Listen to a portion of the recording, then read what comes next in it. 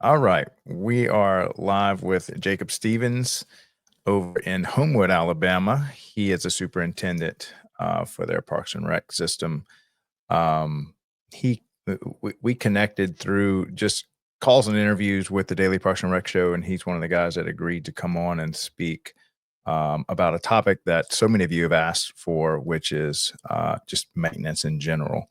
And so we have promised to do more and more content around maintenance, and we're even going to try to carve out a show every week. We're going to call it Maintenance Monday. So Jacob's going to be our first big push towards that end, and we've got a lot of others similar to that are superintendents and have to maintain all these facilities. So Jacob, welcome to the show.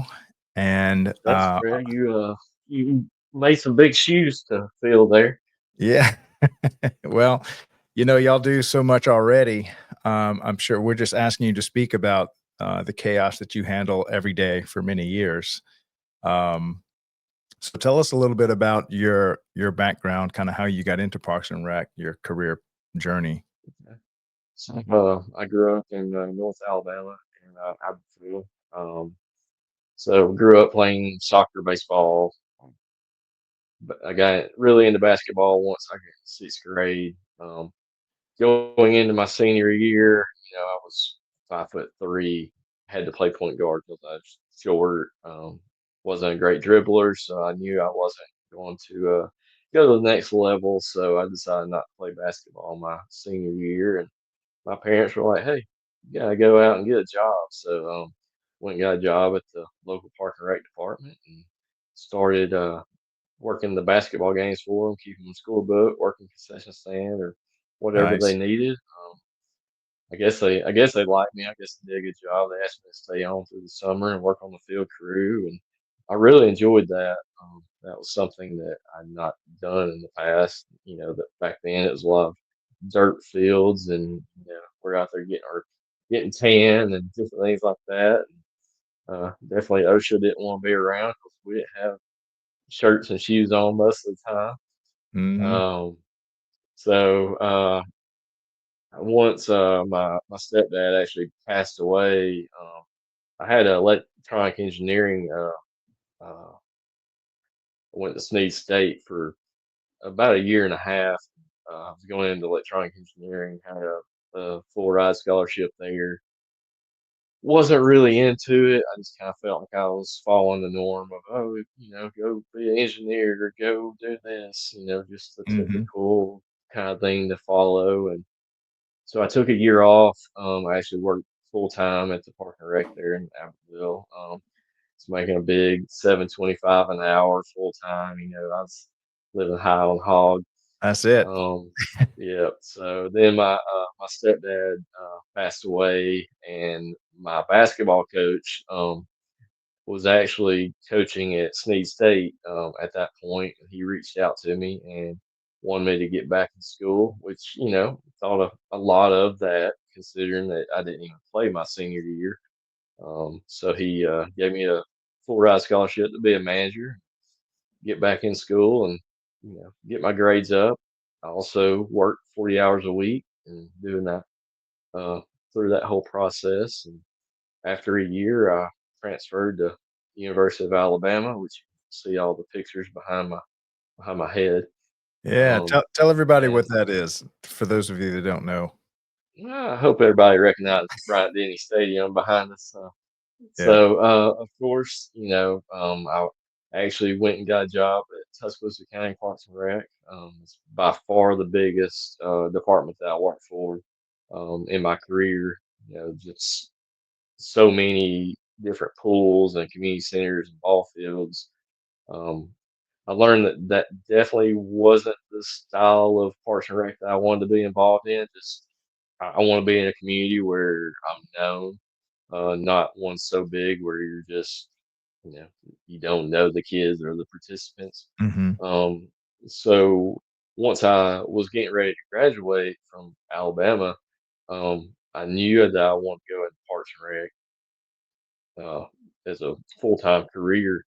Um, that was right at the beginning of the recession back in '06, '07, '08, right there in that range of the economy changing. and there was not a whole lot of jobs out there. So I actually got a job offer in Shelbyville, Tennessee. So I moved to a little town that I had no idea really where it was. But luckily, my best friend from high school went to Middle Tennessee State, so he was only about 25 miles away from me. So I got to see him on the weekends. And, in Shelbyville, we didn't have a whole lot of money, so going out and getting sponsorships and trying to figure out how to get by, especially on the field maintenance things, get by on a basically a shoestring budget. I'll never forget the director was driving me around the first day, and it was the first day of baseball games. And there's kids out in the outfield. They're sitting there swatting the Dallas grass that's growing up about a foot and a half tall out there with their glove, and I'm like, oh my gosh, what is going on here? So my immediate impact went to making an impact on the fields Mhm. when I got there. So little spraying some weeds out and throwing down some ryegrass. You can put lipstick on a pig, I guess you can say. Yeah. So I felt like the community really enjoyed that. Going from mowing the fields once every 2 weeks to mowing at least twice a week. Mhm. Trying to get the maintenance crew on board with that, but they eventually saw the results, and they were getting compliments, so that that buy-in got a lot easier to do on Now that why is that that work. important to what does that do, at least for the turf and for the grass, for those that are maybe kinda new to this, and how can you help them understand why the frequency of cutting So is important? So basically, when you're cutting, you always want to mow in a different direction because eventually, let's just say the field's got a little bit too much moisture on there, you're gonna start leaving little divots from the tires. Just the weight is going, if you're sitting there making the same pattern. Here in the South, most fields are Bermuda or synthetic turf now. I'd say we're getting close to 50-50 on that, but Bermuda likes to grow more sideways, I guess you want to say.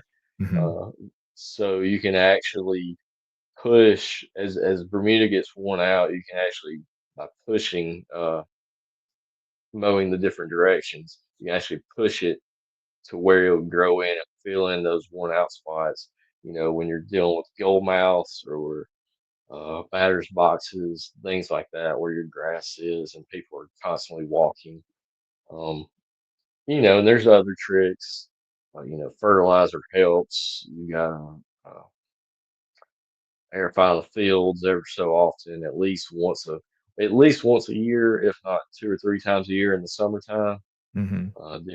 Differently from between Memorial Day and Labor Day is kind of the range. So that's kind of the aspect of that. Um, uh, Now, aerifying, once is that where you pull out the little plugs? Yes, you can actually pull the plugs, or you can just kind of make holes down in there. Either way, Mhm. a lot of people prefer just to make the holes, especially if it's in season, Mhm. so that you're not leaving the little cores out on the field and having to deal with that maintenance Right. nightmare. But yeah, that was really big going to Shelbyville, learning that. Our budget was extremely tight. When it come to basketball, I'd be like, "Oh, you can only buy this many basketballs during this month at this price," and Mhm. things of that aspect. So once the economy started getting better, started missing my family and friends, decided to move back towards Alabama a little bit. Was a little bit of a culture shock coming back because I was used to getting a paycheck that didn't have the state income tax taken out. And Tennessee is one of the 2 or 3 states that doesn't take out state income tax. Yeah. So that extra 10% being taken out of a paycheck was a little life changing there. But you know, I'm lucky now that I came back to where I am. I hired on at Homewood as a senior rec leader, and then 2 years later got promoted to athletic coordinator, and then about 3 years ago, got promoted to superintendent.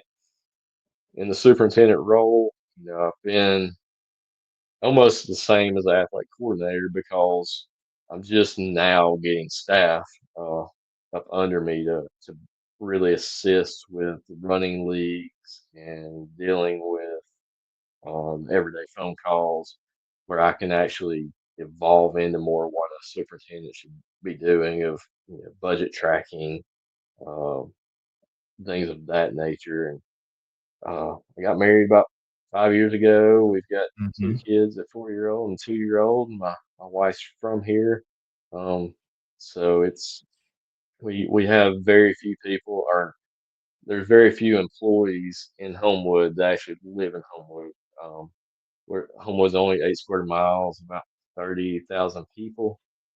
Um, so it's a very tight knit community. We're Mhm. landlocked, so our fields and maintenance of our facilities is very important.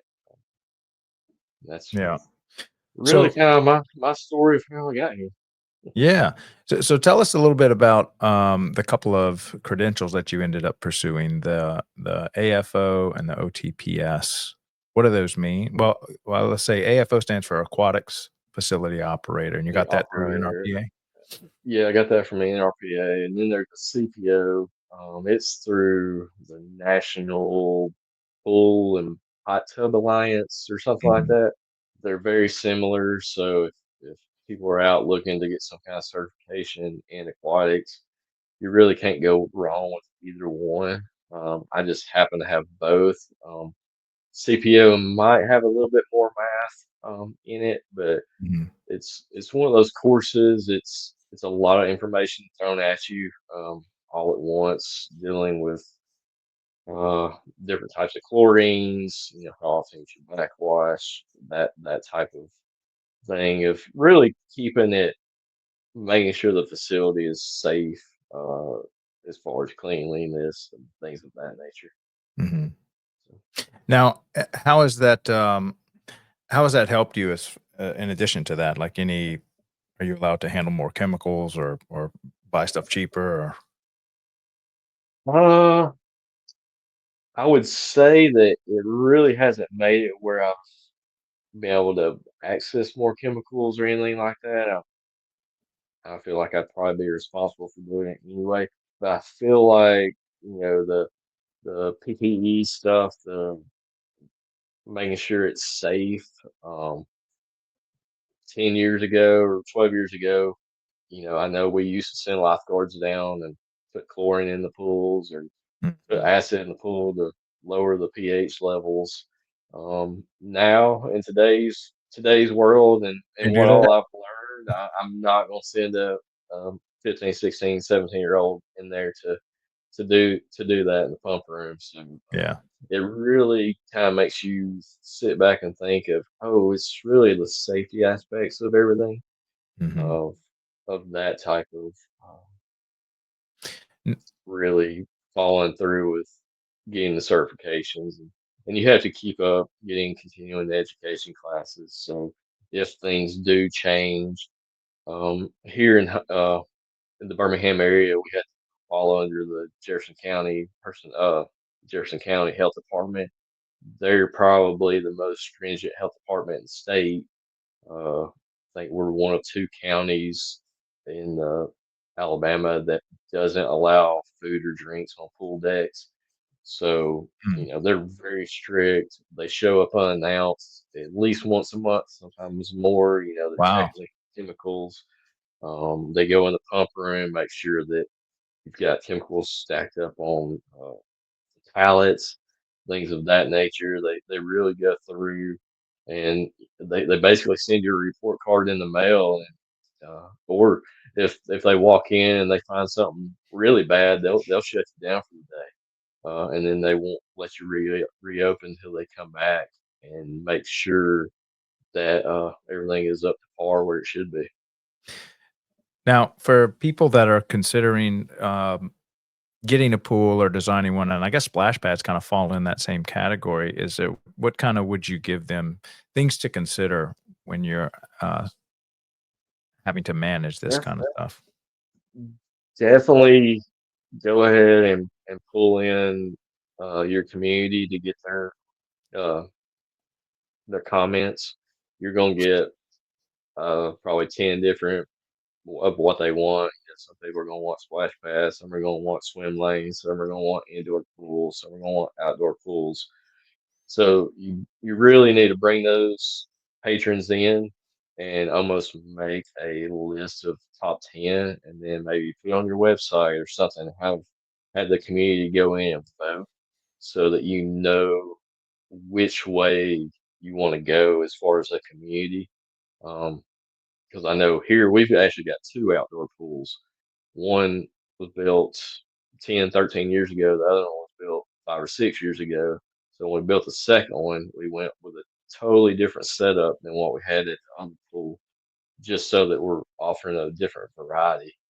Um, so, but basically, when you can take that list of what you have or what your patrons are wanting, when you take it to some kind of pool designer, they can incorporate all that. Of course, make your wish list big because ultimately your price is probably going to come back a lot higher than you were expecting. Hmm. So, but and don't forget to, if you want a big slide, but there's not enough money, be sure to throw that in as an add alternate when you're going out in the bid process because maybe the bids come back a little lower, and you can throw that slide back in there. So, Right. Okay. Well, let's shift gears and head to the turf, um, the whole turf world. I know you got the OTPS. We can talk about that certification. How has that been useful for y'all? What do y'all use that for? oh man, that was by far the toughest certification that I've ever gotten. Hmm. It relies a lot on insects, which is really really strange. Like you've got to learn what chewing mouth parts different insects have, and when you're taking the test, and the PPE back, just like the pools, are very important. You don't want people out there spraying chemicals in shorts and t-shirts and tennis shoes and no respirators. Hmm. um, but um, it's also helped us know exactly, we're tracking how much chemical we're using. um, it lets us know if it's working or if it's not. um, because grass is just like anything else, kind of like the common cold or the flu. There's different strands, and once you're throwing down certain type of pre-emergent or post-emergence, eventually the weeds are going to get used to it, and it's not going to work anymore. So you'll have to shift gears and go to some different product in the future. So Mm. uh, but that was by far the toughest test that I've taken, and me and myself, and then William, that's over our field crew, on a day-to-day basis, we both got it, and it was a nerve-wracking experience.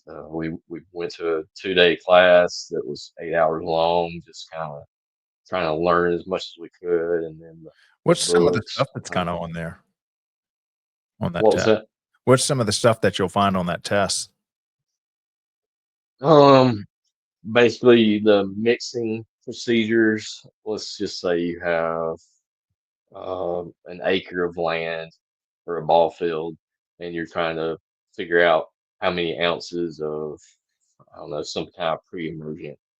You've got to go through and know those different uh, mathematical equations to work it out. Um, but it was really, think if maybe I'd gone to school for the turf maintenance type Mhm. of thing, it might have been a little bit easier. But I know, talking to just some turf companies around here, they talk about how hard it is too, and they actually went to college for that. Right. So it's not the easiest thing in the world. Um, it's dealing, different strands of uh, like army worms, what category they fall under. A lot of insects that you've probably never even heard of will be Mm, listed, but you've got to know that information. I think that you really kind of ask those questions to weed out mhm. individuals that haven't really studied it. Um, but man, it was tough. So, what are the kind of things that you're finding when you're trying to, a lot of people just sit in the stands and they just see green grass and they just think it just all you have to do is cut it.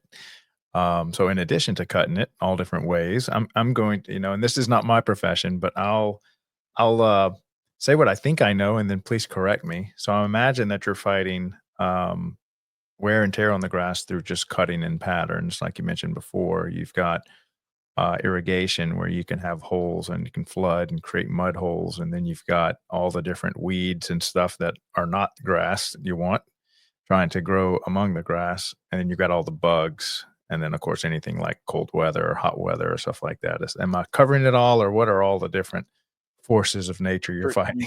You forgot the worst part of nature, and it's an outfielder or a goalie.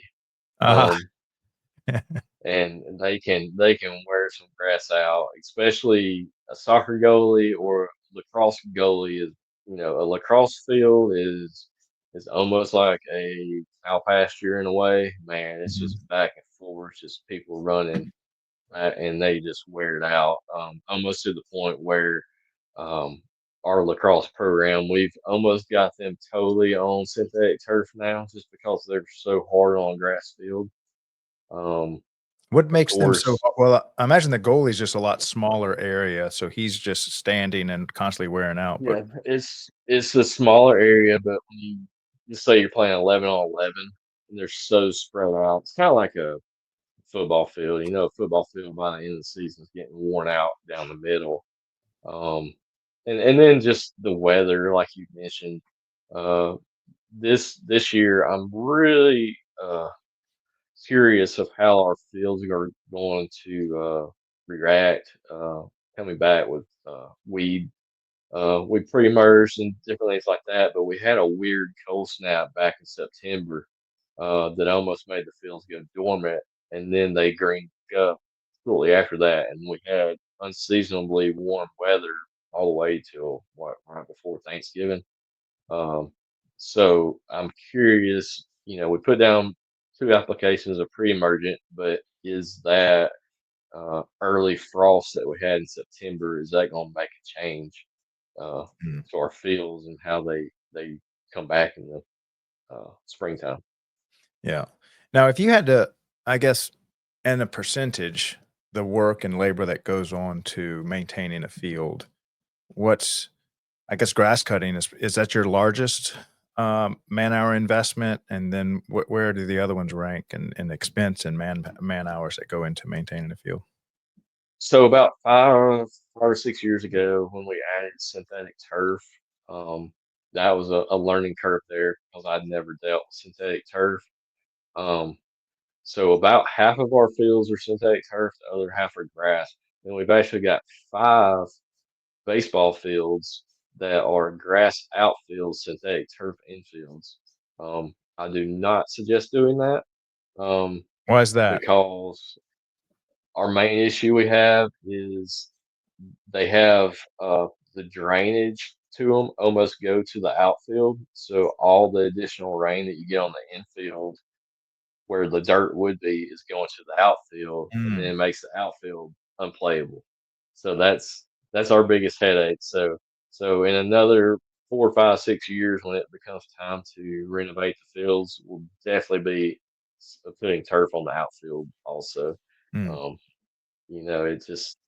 it really is very tough. That we went to synthetic turf mainly because of durability, but we've only got 4 full-time staff that take care of the fields on a daily basis. mhm, Um, and that we've got 11 baseball, softball fields. We've got 5 or 6 fields that can be multi-purpose. They also take care of a gym. They also take care of some non-field areas around that complex. They're taking care of about 100 acres of mhm, land.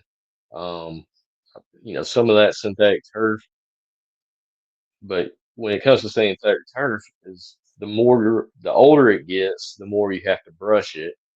So that's an additional time consuming process because you're basically almost riding around in a circle a couple times a month at least. And then you're going into like the wear and tear areas of, say, where a lacrosse goalie is or Hmm. a batter's box. Definitely gets worn out. Um, if you can, if you can talk your players into wearing turf shoes, highly recommend it instead of wearing cleats. Cleats just wear turf out and batter's boxes that much faster. Hmm. Um, so, but I would say when it comes to maintenance of the fields, we're probably spending 60% of our time mowing. Luckily, we're not having to deal with dirt anymore.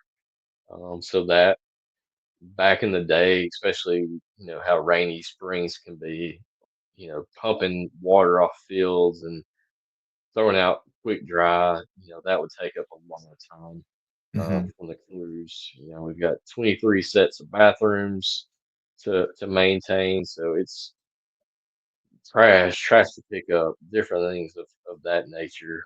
Yeah. To the point that we've actually bought a lot of robot mowers and robot painters to help us.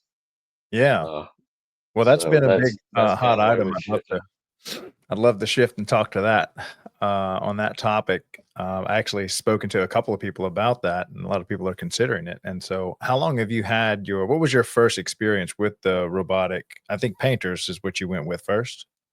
We went with a painter first. We got the turf tank painter. I guess about 6 years ago. Once because our we weren't sure exactly how our synthetic turf fields were going to be used on the multi-purpose fields. Mhm. So instead of having lines sewn in, we left those blank. So we actually have to go out there currently and paint the lines, usually once or twice a season, depending on where they're getting worn out. But that robot also goes out there and paints those. But it's really with how our labor force has changed over the years and it's constant in and out. Um, and luckily, I've had one or two employees stay the duration of the whole time we've had that robot, so they Mhm. know how to run it. But it's just that's to this date, that's the biggest thing that saved us on our time. And we've actually went and bought another one 2 years ago. So we'll go over to the soccer complex, and they're using uh, 5 or 6 different size fields from a large 11v11 field all the way down to a 3v3 field. And we can actually go out there and run both robots at the same time with two different colors of paint. And a job that used to only be done once every 2 weeks just because of manpower and the lines are fading. We're able to go out there at least once a week just as our standard because we don't want the lines fading. We want them to be crisp and straight, but we're able to go out there once a week and run those robots for an hour and a half and make the fields perfect. They're perfectly Mhm. straight. Um, they're there's no wobbles or anything like that in them. Mhm. It's really cool. I think the coolest is when we actually run both of them on our Pee Wee football field. We'll have one doing their numbers and hash marks, and the other one's doing the lines. And I've got videos where they get really, really close to each other, but they never do touch. Nah. Um, it's pretty awesome. Yeah. And how much have those end up costing you? Well, so I know Those there's a savings on man hours, but Yeah, those are around 40,000 a piece. mhm. But you know, that's basically saving us a couple of people at least in man hours. And it's also using probably around 50% less in paint. Mhm. So they've by far paid for themselves already, just in a couple of years. Um, so it's nice. They're running off satellite. It's called RTK technology. So um, basically, once you have your uh, facility in there, you can go out there and paint. You can paint letters, numbers. If you want to go paint a pickleball court out on a football field, you Mm, can. So it's wow. kind of neat on what it'll do. Yeah. And so how long have y'all had this for, the painting robots? We had one for 6 years, and then we went ahead and bought another one 2 years ago. Just technology is always changing. It's not perfect. Things can break, so we got another one. We run both of them majority at the same time, but just in case a wheel motor goes out or something like that, that we're not stuck without any way to And do paint y'all the fix field. them or do y'all send them to the vendor It or the depends. It depends what it is. Most of the time, the vendor will send us new things. There was one time that we actually had to drive it over to Atlanta and have them work on it, but we Mhm. got it back within a couple of weeks. And that's where they're based out of, Atlanta, the, company y'all are with? That's where their U.S. one is mainly. I think it all started in Switzerland or Ireland, somewhere overseas. Mhm. Um, Other countries are so far ahead of us when it comes to technology as far as that type of item. Yeah. Um, Really, if you're sitting there looking at that type of stuff, that's usually where it's coming from, which is kind of surprising. Yeah. Now how about so then eventually you shifted gears and went to, mowing, but you had looked at it earlier around the same time, and you said you didn't feel like it was there yet, and then Yeah, fast forward. we I guess 2 or 3 years ago we got one and demoed it for a month. And it was almost like, remember when Roombas, you kind of just put them in your house to vacuum and they just kind of went everywhere. There was no Yeah. really any pattern or anything to it. That's Yeah. almost what this did. And there'd be like little mohawks out on the field and stuff like that. So it didn't give that look of pristine, uh, a fresh cut. It looked very, it's almost like a mistake had happened. Uh-huh. So we waited a couple years, waited on technology to get a little bit better. Those mowers have now shifted to the RTK technology using the satellites. So they're mowing patterns, things like that. You can get a mower that's a small one that's using razor blades, which is what we have. Or they actually make larger ones now that like your typical zero turn that you can hook that equipment up to and actually use that Mm. um, now to use your field mowing. So it's really cool. Just how far. If you told me when I started in Park and Rec back in the early 2000s that we'd have robots out here painting and mowing field, I'd be like, oh, you're Yeah. crazy. But just how everything has evolved is Yeah. So they'll cut, obviously, they're not gonna weed eat. So how much, let's say if you've got a whole baseball field with all the weed eating and everything that goes along, the fence line and all that stuff, do they cut like 90% of it and the other 10% you gotta do by hand or? So the two mowers that we bought, we've actually got our soccer complex. One field is basically a full 11 by 11 kind of size field. That robot was a little bit cheaper. I think we spent around $10,000. It's made where it can mow 3 acres of grass in a set amount of time and maintain it. That field is actually a little bit smaller than 3 acres, so it can Mhm. easily keep up. The other one is And when we've you say basically maintain it, it's weekly it's doing that or? it depends on how you set it up. Mhm. If there's no goals, nothing for it to hit, say, because we shut our fields down in the summertime just to basically they get so wore out. We've got some nights 3,000 kids or adults out there on the fields. We've got to shut them down and really recoup them. We've got about 4 to 5 week period where it's just, we're throwing fertilizer on it, airifying it. Um, when it's during that time of, let's say, June, July, maybe the first part of August, when there's no goals in the way or anything like that, um, it'll actually mow the field one direction in a little bit less than 24 hours. Hmm. It'll mow for about it'll mow for about an hour, and then it goes and gets on the charger for around an hour, and then it goes back at it. Mm. Um, And it can do this so it's 24/7, even at night, or y'all wait till y'all are yeah, there? Or? it's 24/7. We have had some hiccups where a soccer goal may be out there, or a T-shirt gets left and may get hung up. We get alerts on that thing, so the guys will know, hey, we need to go there first thing and restart it just so it can keep up.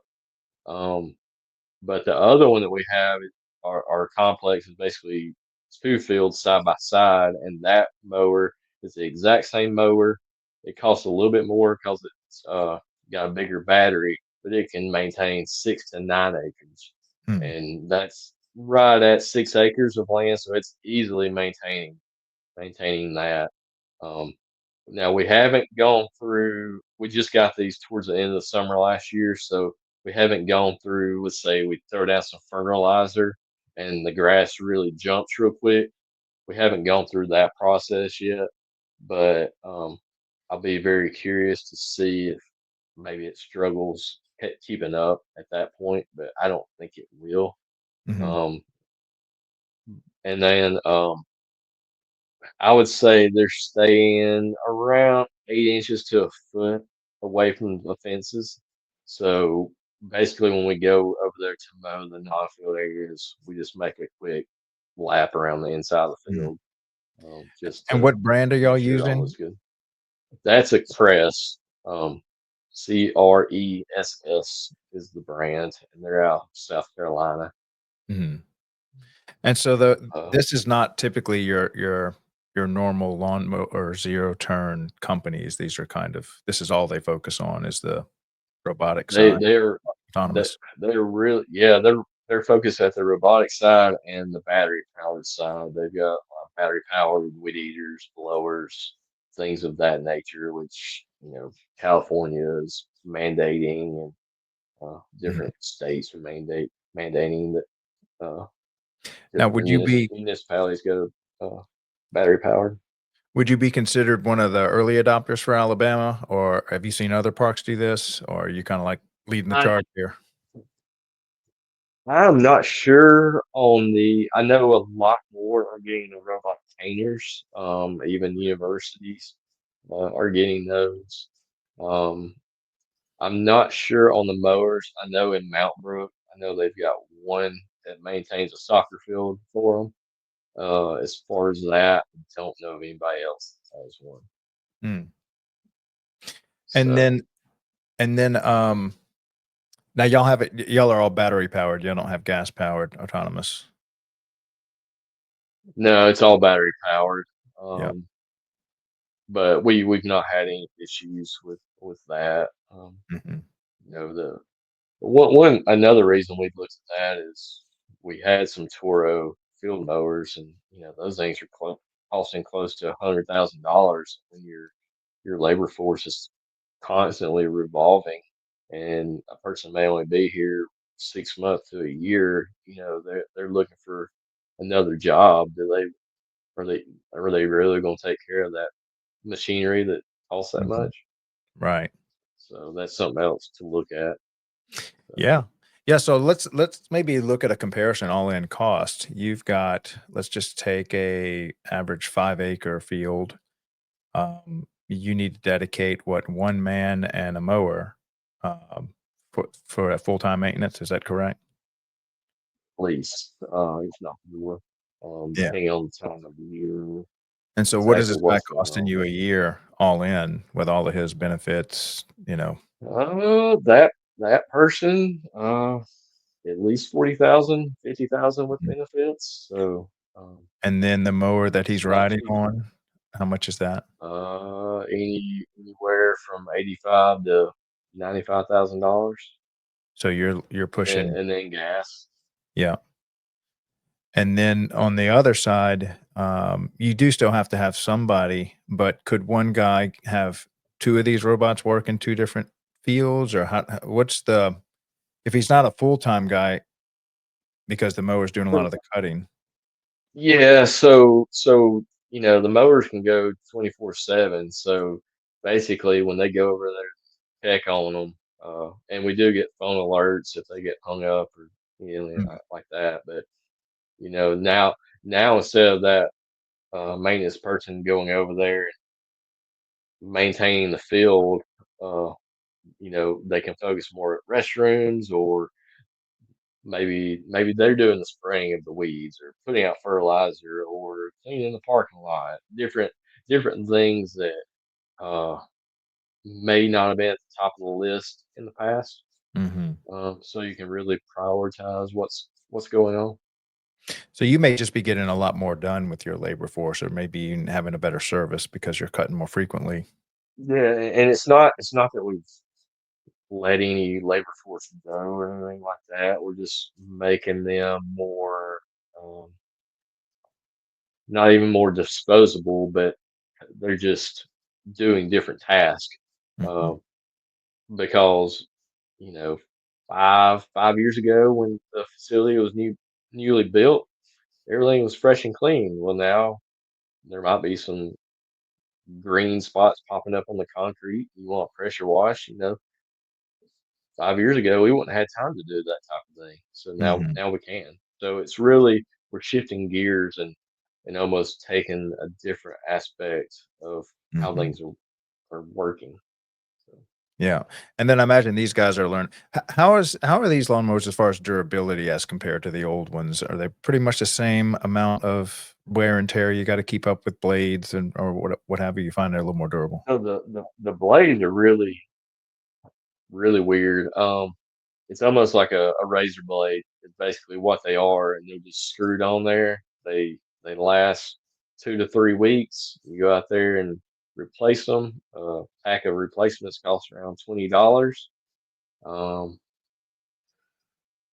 a blade for a zero turn or a real mower is definitely getting a lot more maintenance than that with the sharpening and or just total replacement. Mm, So that's saving us time.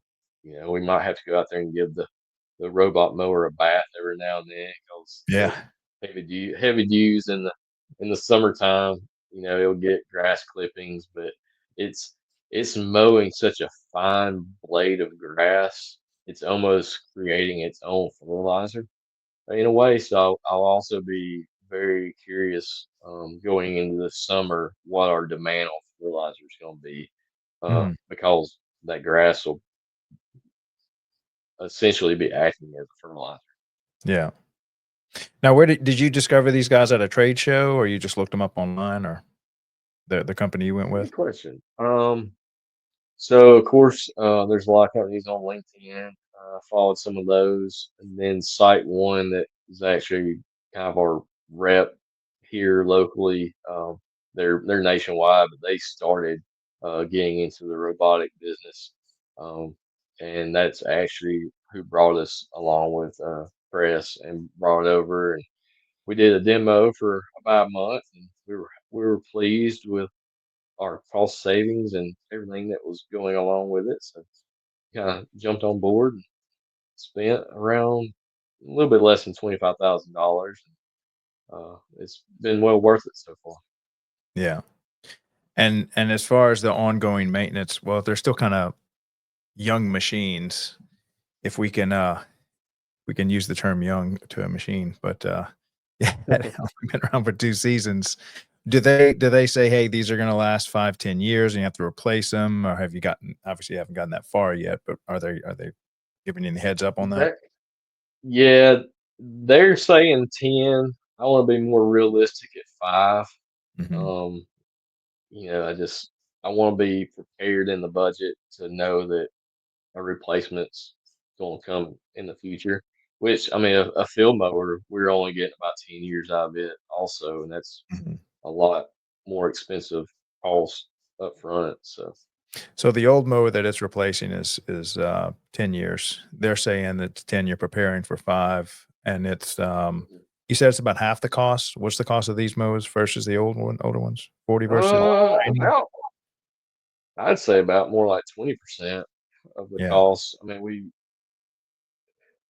bought one was $13,000, the other one was 10. Mhm. Um, of course, they're they're programmed for their field. Uh, they we can't just constantly move them around to different fields trying to keep up with our grass. That would never work. So, Mm.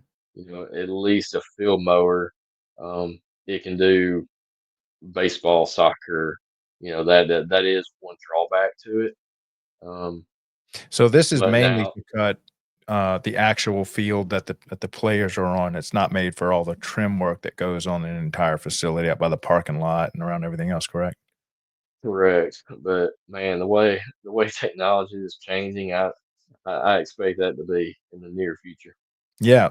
Yeah, absolutely. I'm assuming this thing's gonna be able to do pretty much everything another mower can do in probably another year.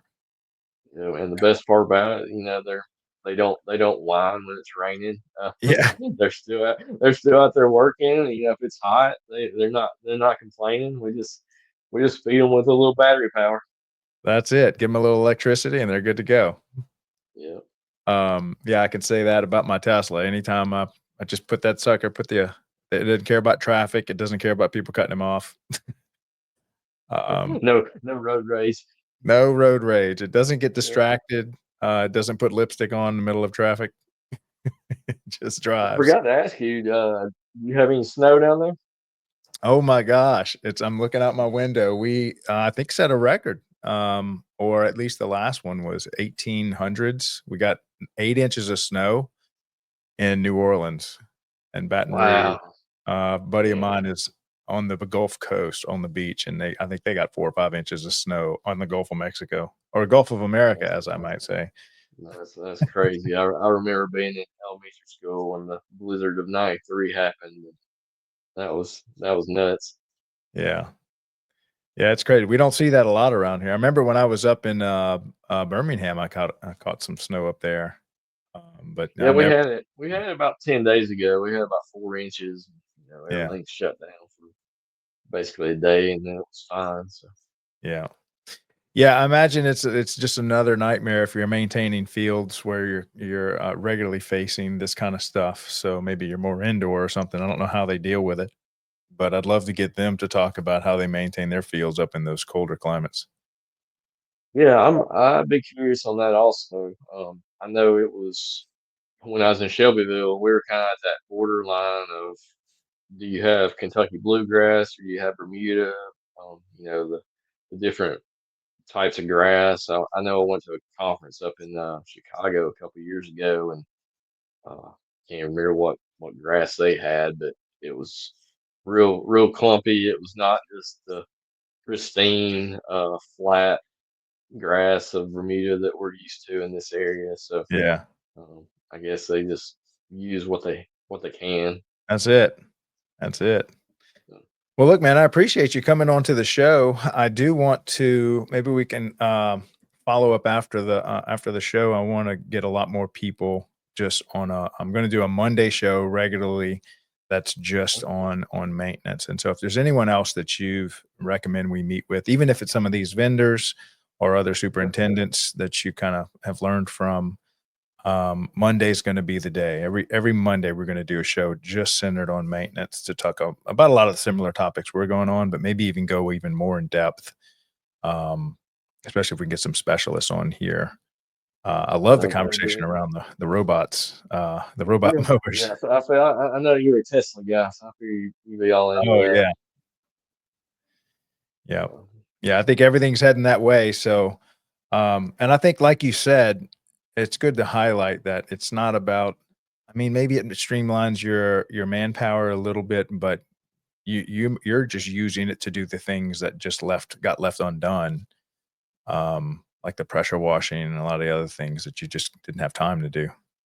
yeah, and back after the pandemic, something you started paying a lot more, and when you're dealing with city government, the pay structures are kind of what they are, and they don't change just at a term and a half right then. So that took some time. So that's where we lost a lot of our employees. Was can't blame them. They're being offered 25% more somewhere else. So Right. I can't ever blame somebody for bettering their stuff. Hmm. So luckily, we have raised our uh, pay ranges, and that's helped. But we're also we're probably not in the best community to look for, yes, blue collar workers. We're very close to Birmingham, Mountain Brook, Hoover, Vestavia is kind of who we border. So finding employees that want to do that type work is very difficult. So Mm. Well, hopefully through this show, we can start raising awareness across the board on working for Parks and Rec as a career. So I think the yeah, I more hope we hit, so. Like I said when we first started, when I started out making 7.25 an hour full time. And yeah, just to think what pay is now, it's crazy. And just in the last 5, 10 years from when I got out of college to now, how much it's changed. It's definitely it's definitely more of a career path now than it used to be. So yeah, yeah, absolutely. Well, yeah, I appreciate you coming on the show. I want to do this again, maybe with a panel, even where we get a couple of superintendents on here and have like 3 or 4 talking heads. I think that would be good. really cool. Um, Really cool. but yeah, look forward to All having you right. back on the show. I'm gonna go ahead and close it out afterwards, but I'll send you a follow up email and some other stuff I think we can do for the maintenance All side. right. All right. I appreciate it. Stay Yep. warm. Yeah. Good talking to you, All man. right. All right. Right. Bye. So All right. So that was Jakob Stephens. He's over in Homewood, Alabama. That's a suburb of Birmingham, Alabama. I love the conversation we had around robotics. He experimented with or I say experimented. They're anything autonomous, anything robotics, anything battery powered. Think about you're replacing all these small mowers, all these small gas powered engines that are using gasoline. Battery technology is increasingly getting better, more efficient, dealing with cold weather more. They're switching up the chemicals a lot more. What we're experiencing is a shift in the supply chain. So, fortunately, with Tesla coming on board, they were able to really ramp up and mature the battery powered supply chain. And so, prior to that, if you think about what required a battery, I mean, I can remember not too long ago when the only batteries that you could get your hands on were like the Duracell C batteries, D batteries, and then of course then you had cell phones and laptops and mobile devices were born uh, around that time, and then you had the big lead batteries that you had in cars, and that was pretty much the end of that. Um, I remember when I was helping to design some solar banks for parking lot lights, the battery banks were massive, and now they're like the size of a few soup cans. Um, and a lot of that comes to battery technology, battery chemistry changing. And also don't forget the supply chain has to mature. So just because you invent a really good battery that's going to do well in a lawnmower, if that battery is stuck in a lab and it hasn't made it down into developing a huge supply chain from the raw elements that need to be pulled out of the earth. Those elements then need to be refined, and then they need to be put into some type of form factor, whether it's round or square or flat. And then you have to find a whole market that can use these. And so, if any of you have been paying attention to, I'll tell you a company that's really done well on that, and that's Milwaukee Tools. It's when I had a pile of technicians that worked for me in a former company I owned. Um, Milwaukee just seemed to have pioneered a lot of that battery technology for the handheld, and we've seen those just get more powerful and the motors get more powerful, and you see that supply chain just developing as companies start to integrate electric batteries into their into their components and their tools. And so now we're starting to see a lot of this come into field painters and lawn mowers, paired with the um, the autonomous, and how all that autonomous technology is now starting to be developed and maturing. But it's getting smarter and smarter and better. If any of you drive a Tesla, you see this on a regular, that the thing is just driving more and more human. It seems like every week it's avoiding potholes. I can tell you, I drive mine through the streets of New Orleans with streetcars and bicycles and pedestrians and parades, and it just handles it. And so a lot of that's going to trickle down into things like lawn mowers. But you've got a lot of supply chain to build. When everything shifts and goes electric, you're not going to build all this supply chain overnight. Mining facilities have to develop. All the manufacturing, or the refinement of all the different components has to develop, and it's happening faster than any other market I've seen or been a part of. And so most of it, if you don't know my background, of course, I was a lighting engineer. I engineered solar and LED lights for a whole career of mine before I got into podcasting and working with Parks and Rec.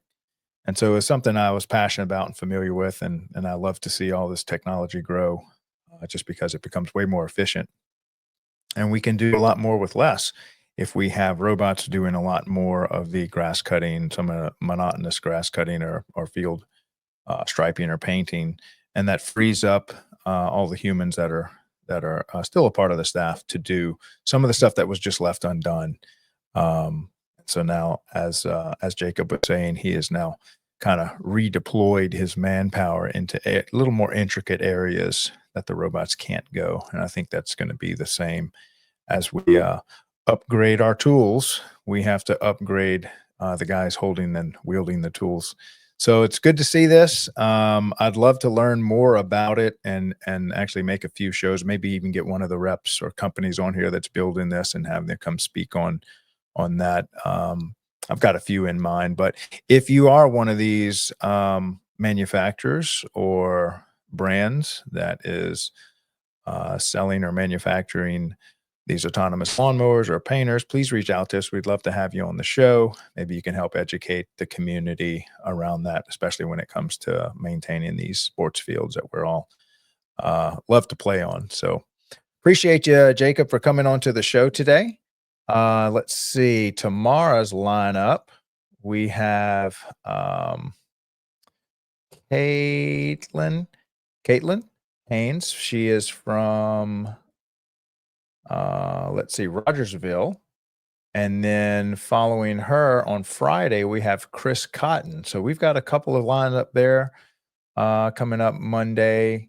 Now, Monday, I don't have a show scheduled yet, is because I earmarked Mondays for maintenance. And so, but we do have a show coming up on Tuesday, Wednesday.